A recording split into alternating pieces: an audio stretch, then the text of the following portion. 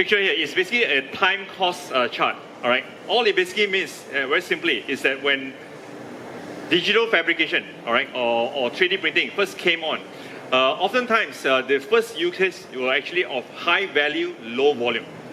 So it actually gained a lot of recognition or usage even in aerospace. And then subsequently, as costs started to come down, it became something that was actually quite popular even in the medical space. All right. And why medical? In medical, it wasn't just about cost.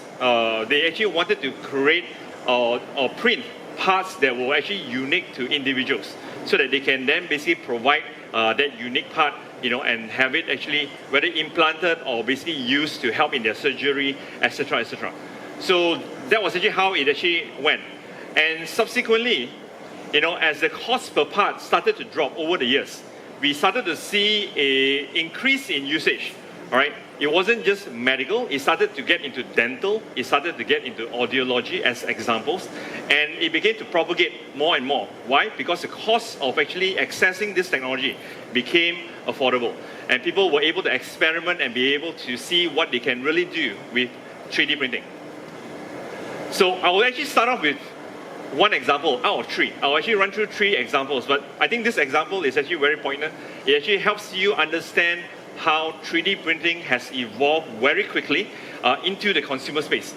When 3D printing was actually used, what you see here is audiology. All right, it is actually where every single part today is actually 3D printed. It is fairly expensive, but the good thing about it, like medical devices, it is long lasting. So the usage was actually there. There was actually room to basically deploy and use 3D printing.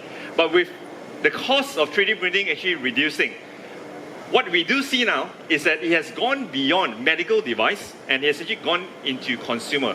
And this was one case that we actually developed with a customer who wanted to provide customized earbuds. It was no longer audiology, but it was actually customized earbuds.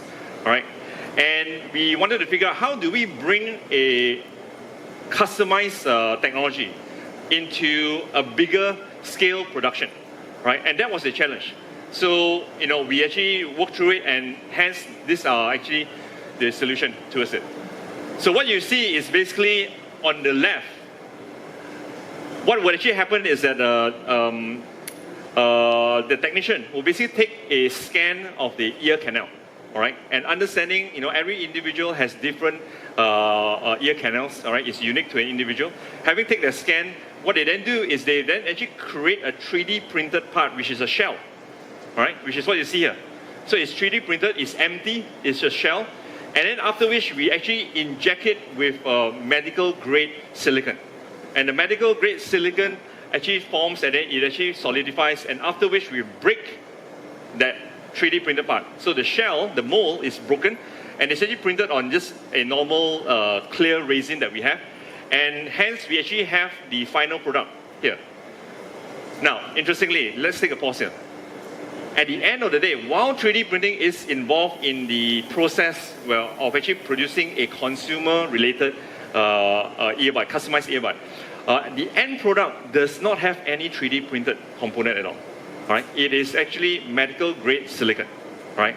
And what we did was that we actually thought through the process instead of trying to fit 3D printing into everything. No, the answer was basically to come up with a mold, which then creates the final product, which we can then actually propagate.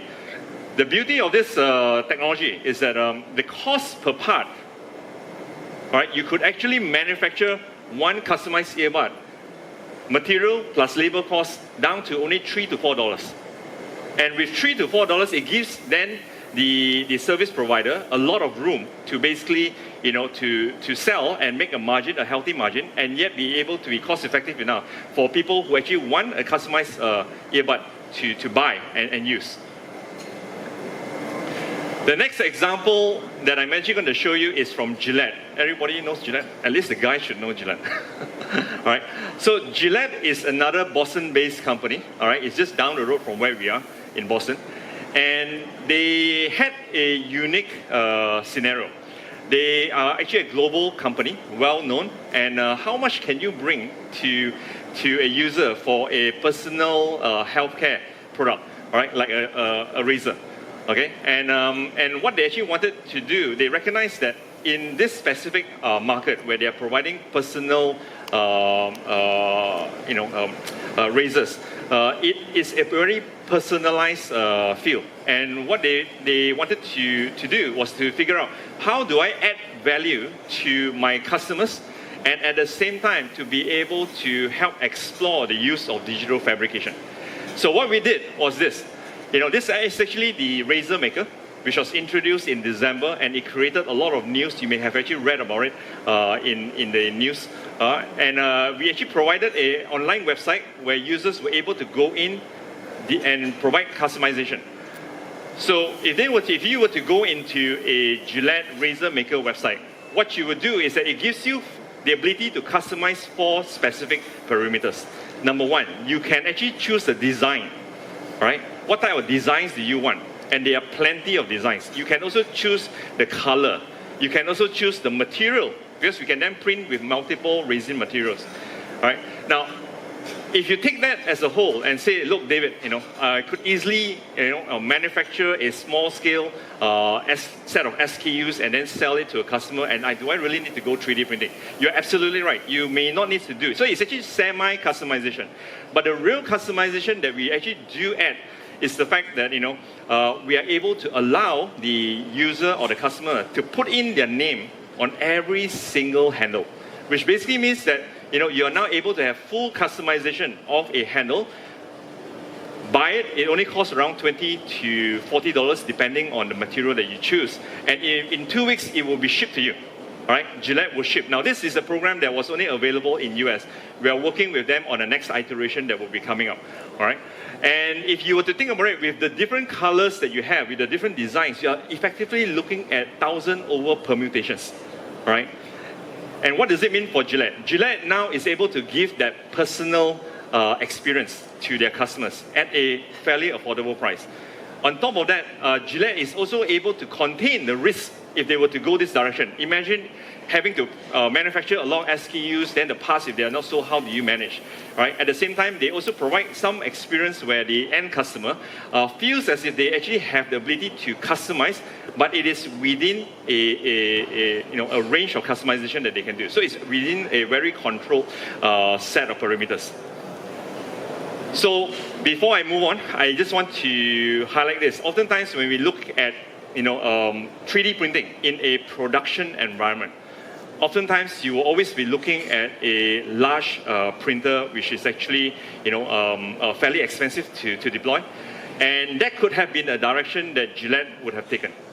But what we actually did was that we actually thought through it, and understanding that the cost of the Form 2 printer, which is actually the product that we produce, is actually cost effective. We were able to look at how do we scale. Instead of buying one large printer and having to manage it, and then the uptime, the time it takes to print, the time for it to cool down, etc., etc., we were able to roll out a larger scale, a fleet, in fact, of 3D printers cost effectively. And with that, they were able to, very quickly provide mass production. And mass production at a customized level. We also added on one extra thing. We actually customized our software so that we are able to also, once the order comes in from the web, automatically the software will then actually assign it and print it in selected printers with a specific set of resin. All right, and that way, that part is actually automated. If you have heard of one other prototype that we actually work on, it's called Formlabs, where we actually use a robotic arm in a fleet of printers to basically be able to manage the production cycle. So that was what we did. They actually have 2 form cells in their backend producing the item. The third use case. So this was actually if you were to have bought the Gillette, it will actually come in a box like this. Open up, it will actually have a customized razor. The third case, if I actually shared how the first example was about wanting to customize to every different individual, Gillette was about taking it one step further. How do I build an emotional connection with my customers and giving them the ability to customize something that was personal to them? For New Balance, all right, this is actually, it was actually released just a couple of weeks back. And within 3 days, it was all sold out. If you were to have gone into New Balance in US, it would have been sold out. If you look at the shoe itself, this is the second iteration. The first iteration, which is the one on the left, we 3D printed a lattice sole, all right, a midsole, which was actually very comfortable. It was actually more useful for people who would actually walk a lot. It provided you that comfort. And then after which, the second iteration, which is actually the front side, is a performance shoe, all right? It's meant for runners who actually wanted to maintain, the shape and size of the shoe. So what we did was that we actually spoke to New Balance, again, also Boston-based. They had a very specific requirement. They said, look, depending on the material, we want a material which is lightweight, in fact, lighter than actually the foam that it has. After a marathon, the shape of that midsole will remain intact. It will not change. Because if you actually have gone for marathons, what I've heard is that, I've been told, is that once you actually run through a 20,000 step, all right, there's actually compression in the foam, and hence the quality of the shoe degrades. But with this material that we actually developed with New Balance, it's called rebound resin. It actually is lighter, it is stronger, and even after one marathon, it does not change the shape. So which means it lasts longer, all right? So that is the kind of technology we do. Now, is this customization? Not really. It's not so much customization, but it is about performance. What New Balance wanted to do was to look at a roadmap where they can, at some point in the near future, they can actually provide customization footwear to the athletic, all right? So depending on the feet structure and how it works. So this is an example of the lattice. So depending on where the pressure points are and the performance, you can now literally go into every individual's foot and customize the strengths, all right? So that way it is personalized to an individual and then have it embedded within that footwear. So I've actually shared with you 3 examples. What I'm actually going to do now is maybe to give you, some learnings that we have had. Not so much an advice, but more of learnings. And hopefully it gets you started to think about how can I take this into my organization? How can I take customization into projects that I'm actually working on, or even into, to actually provide that to my customers. So oftentimes when we talk about customization, you say, hey, great, I can now start to identify things and customize as many things as I can. Well, not really. Customization has its pros and cons. All right, the first thing that you need to understand is, while customization is good for consumers, it does not necessarily need to rely on just aesthetic, which means what you can see. So all the examples I have shown you is basically based on what you can see. You should also look at customization at things which are not seen. All right, so there is still value behind the scene where you can actually develop an actual product to build that connection with your end customer. So advice number 1, or point number 1, what we learn very quickly is that, anything that relates to the body, whether it be, all right, medical devices, whether it be footwear, whether it be apparels, all right, these are all personalized items, and they are very, very good candidates for customization. It gives you the ability to then basically formulate a solution or even a product offering to individuals, tailor it to the individual, and oftentimes that builds a strong connection to the product that they will be getting. All right? So early mass customization in action has always been very successful in this specific area. Anything that relates, touches the body, those are actually good cases to look into. The second learning that we had is that, not everything needs to be customized. All right, let me repeat. Not everything needs to be customized, which means that, example, this is an experiment that we did in a digital factory. What we did was that in our user forum in Boston, we invited all the CEOs and all that, and they were able to select hand-pick custom knobs, which they then actually, the next step was basically to determine in the radio that they will build on site, what radio station they were actually attached to, and then after which there was a simple workflow that allows them to finally produce the radio with the custom knob, as well as with the radio that is tuned to a specific radio channel. Now, in that scenario, you do not really need to customize or provide a full customization. It's not necessary for you to go all that way. What you do is you can provide what I would actually call a pseudo customized experience. And if you want to provide that to the end customer, to be able to get them to feel an affinity to the final product that they are actually involved in putting together, then what could happen is that you could actually look at ways where you can create variation and involve them in that process. All right, so not everything needs to be fully customized. The third learning that we had is that when you start thinking about product customization, don't embark on the customization journey just because you have the ability to. Where successes has actually been found is when you start to think about how does customization impact my product lifecycle? How does customization impact the experience that my end user is going to have to engage my product? Does it need to be, fully customized, or can I look at some variation of customization within my product and yet build that affinity, with my customer? All right. This is an example where what happens is that today, one of the challenges of retail is a lot of customers do not go into retail stores. All right. With online shopping, it's very easy to go on Amazon, on eBay, or whichever online store that they are comfortable with, and just buy the product. In fact, it's been said that oftentimes when people go into a retail store, it is meant to be a demo center. They don't really buy, they just want to see and then go home and then buy online.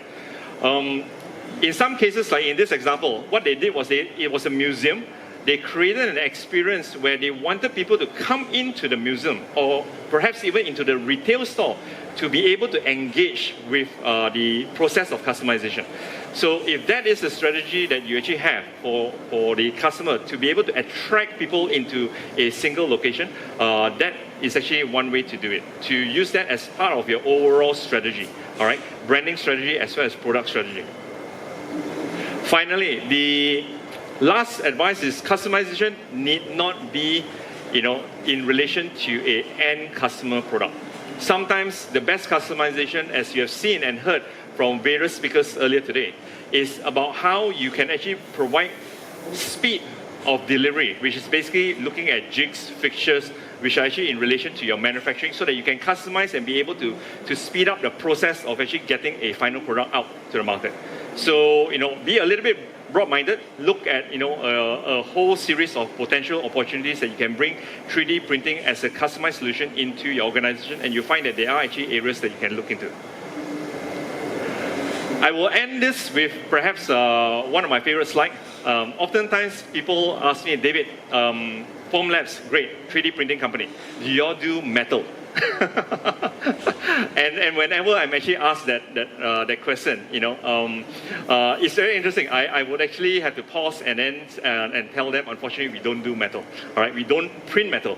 Today, metal printing is very exciting. It is something where a lot of people see value, and it actually creates that opportunity to look into designing and even providing a metal part for specific, mechanical strengths or even use cases. My response to a question like that would be the following. These are two examples, all right, where we were still involved in producing a so-called metal or metal-like end result. So on the left here, we actually have a customer, a very big customer who actually does. They look at heritage cars where parts you can never find. All right, this is a Chrysler. I think it's actually Chrysler logo.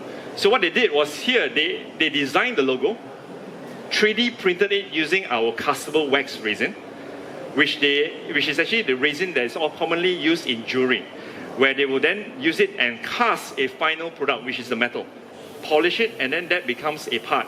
And the cost is actually a lot cheaper than actually going through, a metal 3D printing. Because not only is the equipment expensive, but the post-processing is also expensive. The other example is actually with Volkswagen, where they wanted to come up with a prototype hubcap, all right? And what we did was that we actually worked with them, and this part here, is not metal. What we did was we actually printed it on clear resin, all right, which is actually a standard resin for Formlabs. We printed it on clear resin and then we anodized it. So it then had actually a surface finishing of metal. And then that was actually used to basically, develop the prototype and the showcase. So again, there are avenues, there are cheaper avenues, and as you start to explore, what is your end result that you want to have through customization, there are different paths. And hopefully you'll find a path which is the most cost effective and which makes sense for you to roll out in a big way. So I will just end with perhaps maybe 3 conclusions, right? I have basically run through 3 points. Number 1 is I actually talk about the economics of 3D printing. Over time, I would actually be very keen to see what actually the future holds in 10 years' time, when perhaps the cost of 3D printing will come down even greater, or the technology that will be available will be fantastic, all right, to use. I believe there will be more use cases that will be open, and there's now already a rush to explore how we can take customization into our workplace. The second point is that if you are looking at customization, don't rush into it and do a full-fledged customization. You will most likely fail. All right, experiment. Be bold enough to experiment, and if you want to provide a customized feel to the end user, there are ways of doing it which are cheaper. It does not necessarily require a full customization. All right, and finally, with 3D printing, I think as we start to explore the use cases, as we explore the end game, what is the company strategy? If you can help define how 3D printing can fit into the strategy that you want to deliver to the end customer, you'll probably be successful. Right? With that, I'll just basically end this presentation. Thank you very much.